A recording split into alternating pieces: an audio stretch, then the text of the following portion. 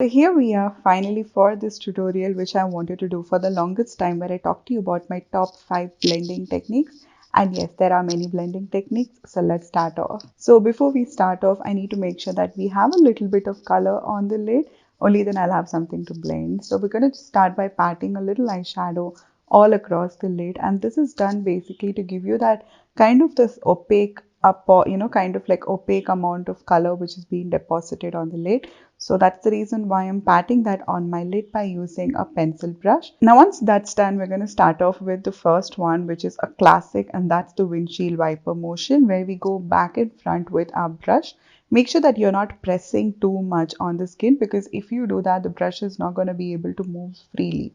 So kind of make sure that there's not a lot of pressure and you can just keep going back and front and back and front to get a good blend and to kind of diffuse the edges of the color. So the second one is my favorite, where we go ahead with circles. I find this basically very helpful, especially because I find the windshield one kind of makes some lines now and then. So this is a lot more better to give you a little more of a diffused edge. So do this with a smaller brush. That way you have some precision and control. If you do it with a big one, it's just going to go haywire. The third one is a favorite, especially if you have a lot of lines on your crease and if you have any kind of loose skin on your crease. So this is where you just go ahead and you pat, and you can see that I've completely kept the uncut part of it. So I'm just patting my transition, and that's just helping the color to blend. So you don't really have to drag and all that stuff. So whenever you struggle with any area where your skin is kind of folding or the colors are kind of skipping on that area, this is the perfect technique to go in for. It's kind of like that one which nobody speaks about, and it is something I absolutely love. It's perfect to blend your eyeshadow really well into your skin.